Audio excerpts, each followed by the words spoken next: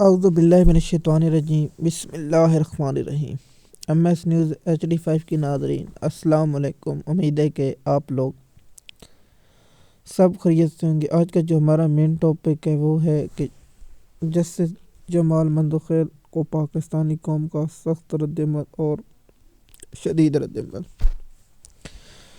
Justice جمال مندوخیل نے آج جو ایڈیشنل رجسٹرار نذیر عباس کو جو توہین عدالت کا جو فیصلہ سنایا، وہ میں بعد میں اس پر ایک ولاگ بناؤں گا، وہ آپ لوگوں کے ساتھ انفارمیشن شیئر کروں گا، اس کی تفصیلات سے آپ لوگوں کو آگاہ کروں گا۔ اس میں جسٹس منصور علی شاہ نے نذیر عباس کی درخواست کو منظور کرتے ہوئے کیس سے ڈسچارج کر دیا اور توہین عدالت کا شو کو نوٹس واپس لے لیا، اور اس شو نوٹس پر واپس لینے کے بعد سماعت شروع ہوئی، اور جس پر جمال مندوخیل نے ناراضگی کا اظہار کیا اور جسٹس منصور پر بہت سخت تنقید کی۔ اس کا جواب پاکستانی قوم پہلے سوال میں جسٹس جمال مندوخیل صاحب، آپ بتائیں کہ جب گشت چل رہی تھی کہ 26 آئینی ترمیم لائی جائے گی اور عدالتی نظام کو تباہ کیا جائے گا،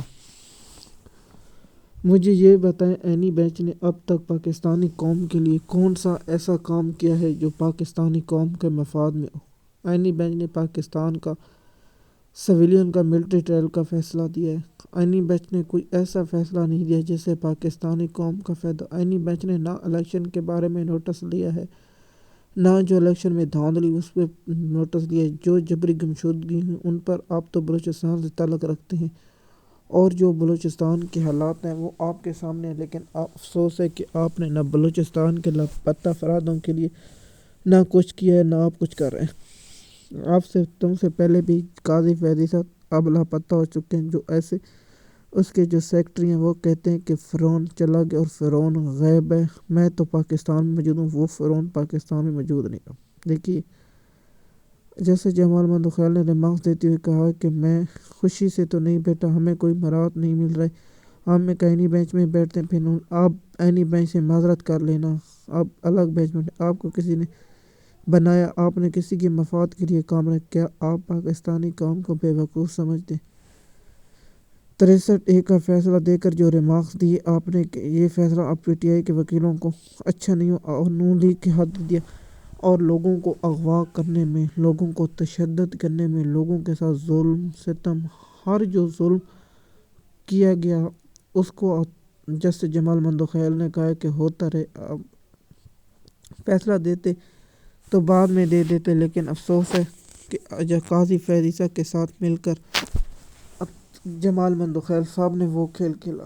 جمال مندوخیل پنجاب میں اور KP کے الیکشن کے معاملات پر جو سٹینڈ لیا وہ پوری قوم کے ساتھ ہے، لیکن افسوس جب یہ معاملہ ہوا تو جمال مندوخیل قاضی فیض عیسیٰ کا گروپ ہے، اور پاکستانی قوم مکمل طور پر یہ جانتی ہے کہ اب یہ کس کے معاملات چل رہے ہیں، اور کہتا ہے کہ مجھے آج بولنے دو کھول کے، اور جیسے شاہد وحید بولا تو اس پر بھی برس پڑے، اور پاکستان کا عدالتی نظام کیا ہے یہ پاکستان کی تاریخ میں لکھا جائے گا، اور یاد رکھا جائے گا کہ جمال مندوخیل صاحب نے پاکستانی قوم اور پاکستان کے موجودہ سسٹم کی کیسے سہولت کی۔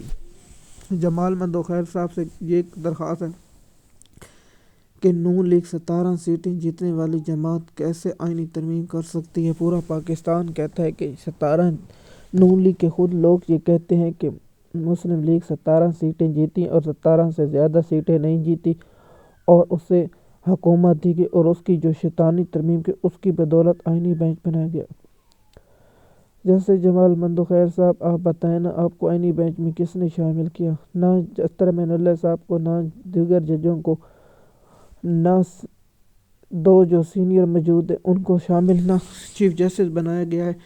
میں بات کروں جیسے منصور علی شاہ اور جیسے منیب اختر صاحب کی، ان کو نہ چیف جسٹس بنایا گیا، نہ آئینی بینچ کا سربراہ، نہ آئینی بینچ میں شامل کیا گیا۔ تم پر اتنی خاص مہربانی کیوں؟ یہ قوم کو بتائیں، اور قوم جانتی آپ نے سویلین کا ٹرائل کرنے کی اجازت دی، اور اس کے پیچھے کیا ریزن پوری قوم جانتی۔ آپ جو ریمارکس دے کر اب اس کا فیصلہ کیوں نہیں؟ آپ پاکستانی قوم کو سب کو پوچھتے، اور آج جو چل رہا تھا اپنا آئینی ترمیم پر، اس پر کیا رماخ تھے وہ بھی قوم جانتی ہے اور آپ کے مفاد ہیں۔ اور فل کورٹ لگنے کے لیے آپ نے یہ کیا ہے کہ اس کو 3 ہفتے ملتوی کر دیا اور 8 فروری کو نئے جج لگانے تاکہ فل کورٹ بنے اور اپنے مفاد۔ اور یحییٰ آفریدی کو توہین عدالت کا نوٹس جاری ہونا، میں اس کے فوری طور پر عہدے سے برطرف کر دینا چاہیے۔ ایم ایس نیوز کی ناظرین، اگر آپ ہمارے چینل پر نئے ہیں تو چینل کو سبسکرائب کر لیں۔ تک آپ نے شکریہ۔